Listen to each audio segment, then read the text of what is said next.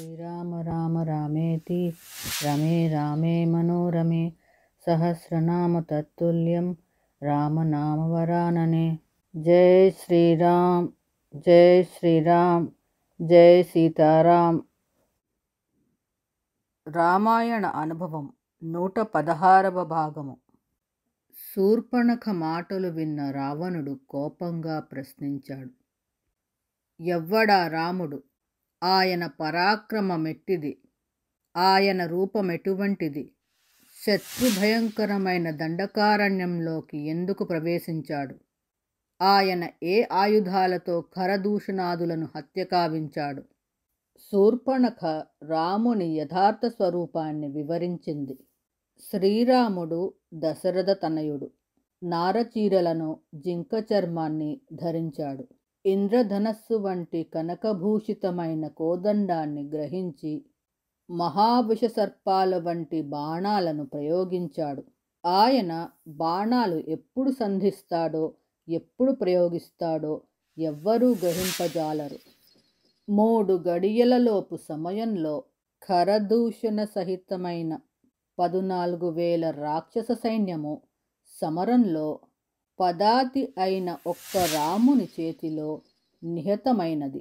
స్త్రీవధ శ్రేయస్కరము కాదని నన్నొక్కదానిని వదిలిపెట్టాడు. ఆయన సోదరుడు తేజోగుణాలతో సమానుడు. అన్నగారికి విధేయుడు, ప్రియుడు. రామునికి బహిఃప్రాణము, కుడిచేయి. శ్రీరామ పత్ని సంపూర్ణ చంద్రవదన, సౌందర్య విభాసిత, భర్తృప్రియ, అపరశ్రీ. ఎవ్వరి భార్య సీతో, ఎవ్వరిని ఆమె ఆలింగనం చేసుకుంటుందో ఆయన సర్వలోకాలలో దేవేంద్రుని కంటే శ్రేష్ఠుడు. అంతటి సుందరిని నీ స్వంతం చేయాలని నేను ప్రయత్నించి విఫలురాలునై విరూపితనైనాను. ఆమెను నీవు చూస్తే మన్మథ బాణ పీడితుడువు తప్పక అవుతావు.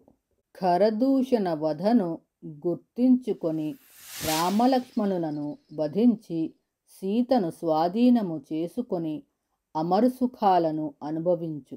శూర్పణఖ వాక్యాలను విని బలాబలాలను విమర్శించుకొని కార్యాకార్యములను నిశ్చయించుకొని కాంచన రథముపై బయలుదేరాడు రావణుడు.